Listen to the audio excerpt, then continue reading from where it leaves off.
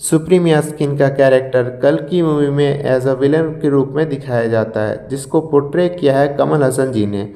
लेकिन मुझे नहीं लगता कि वो एक विलन कैरेक्टर है। थिएटर्स पे जाके मैंने कल की 2898 एडी देखा, जिसमें दिखाया गया कैरेक्टर सुप्रीम यास्कीन, जो कि एक एंटेगनिस्ट रहता है और लीडर रहता है कॉम्प्लेक्स का। वो सही में पावरफुल है और उसे हम हर जगह मूवी में देख सकते हैं as a emblem of evil organisation.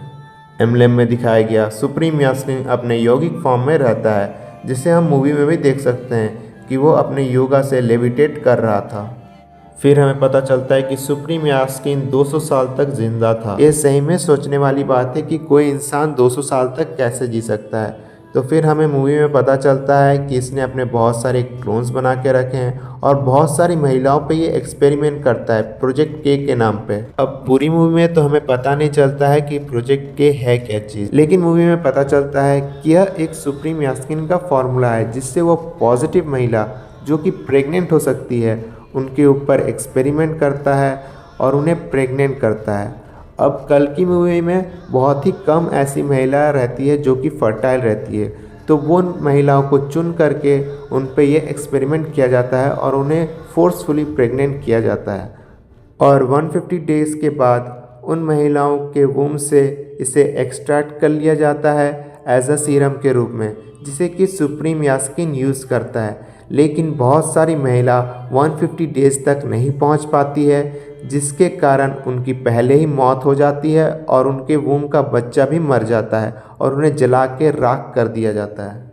और अगर कोई महिला बच भी जाती है तो उसके ऊपर दोबारा ये एक्सपेरिमेंट किया जाता है और उसे दोबारा प्रेग्नेंट किया जाता है। और इसी सीरम को लेकर के सुप्रीम यास्कीन इतने दिनों तक जिंदा है। हो सकता है कि अभी हमें प्रोजेक्ट के बारे में पता ना चले, लेकिन आगे आने वाली मूवीज़ जो कि कल की सिनेमैटिक यूनिवर्स का पार्ट बनेगी, उसमें हमें ज़रूर पता चलेगा कि आखिर में प्रोजेक्ट के है क्या चीज़।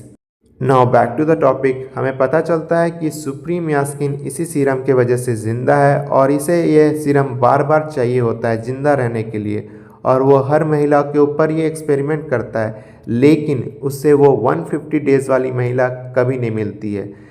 वो हर महिला के ऊपर एक्सपेरिमेंट करता है, लेकिन अनलेस एंड अनटिल उसे दीपिका पादुकोण का कैरेक्टर जो कि सम 80 रहता है, या फिर हम कहें सुमिति जो 150 डेज़ तक सरवाइव कर जाती है, उसे फाइनली मिल जाती है। मूवी के एंड में हमें पता चलता है कि सुमिति या फिर हम कहें समेटी के गर्भ से निकला हुआ 1% सीरम को सुप्रीम यास्कीन अपने ऊपर इस्तेमाल कर लेता है, और उसके इस्तेमाल करते ही वो इतना ज़्यादा पावरफुल हो जाता है कि वो अर्जुन का गांडीव भी उठा लेता है।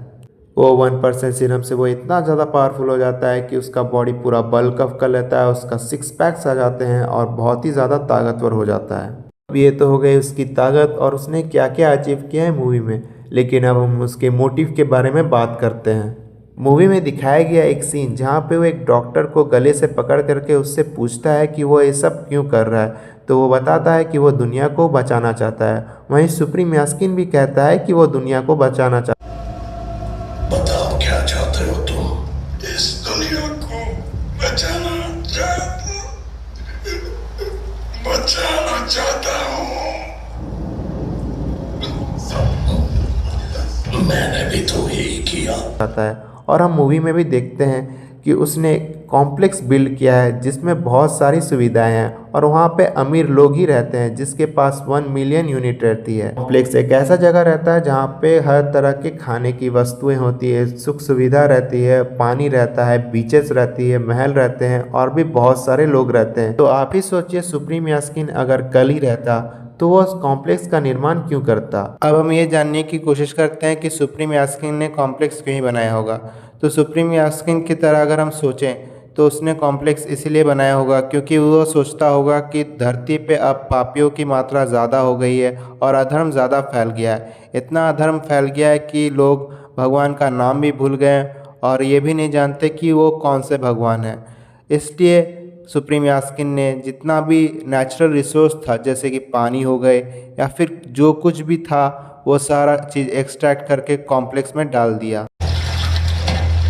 ये जनरेटर रूम कॉम्प्लेक्स के लिए सूरज जैसा है। सारी एनर्जी यहीं से जनरेट होती है। और ये पृथ्वी से सब कुछ खींच कर बनती है। और मूवी में हम ये भी देखते हैं कि काउंसलर बानी की मदद से सुप्रीम यास्किन बहुत सारे गॉडली आर्टिफैक्ट्स खुजवा रहा है ताकि वो अपने आप को एक गॉड की तरह प्रोक्लेम कर पाए। और सुप्रीम यास्किन प्रोजेक्ट के माध्यम से ये भी सोचता है कि वो एक दिन अपने आप को गॉड बना पाएगा। वो ऐसे भी 200 साल तक जी लिया है, लेकिन उसे अभी तक एक भी ऐसा कंडीशन नहीं मिला या फिर ऐसा तकनीक नहीं मिला ताकि वो हमेशा के लिए ज़िंदा रह सके। इसलिए वो प्रोजेक्ट के पे ऊपर काम कर रहा है। अब हो सकता है कि प्रोजेक्ट के असल में प्रोजेक्ट कल्कि हो और सुप्रीम यास्किन अपने आप को कल्कि बना करके इस दुनिया का संहार करना चाहता है ताकि इसमें से पापियों की संख्या ख़त्म हो जाए और जो अमीर लोग हैं, जो अच्छे लोग हैं, वो कॉम्प्लेक्स में रह करके इस दुनिया का नया निर्माण कर सके। और मूवी के एंड में हम ये देख सकते हैं कि सुप्रीम यास्किन अपने ऊपर वो 1% वाला गॉडली सीरम इस्तेमाल कर लेता है, जिसके कारण उसका बॉडी बहुत ही ज़्यादा बल्कि और अपने यंग एज में आ जाता है और इतना ज़्यादा ताकतवर हो जाता है कि वो गांडीव जैसा पावरफुल वेपन उठा लेता है। और मूवी में हम ये भी देखते हैं कि गांडीव को कोई भी नॉर्मल इंसान या फिर मशीन नहीं उठा सकता। तो फिर ये कैसे हो गया कि सुप्रीम यास्किन ने उसे उठा लिया?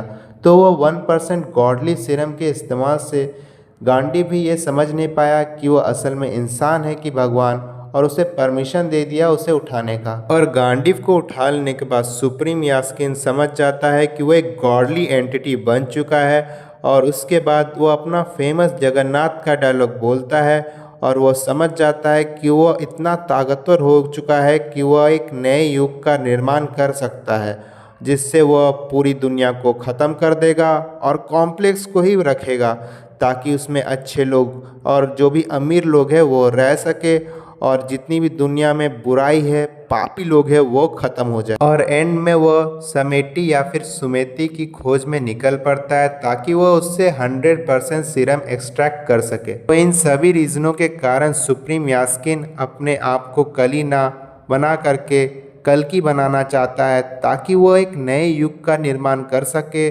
और बुराई का अंत कर सके।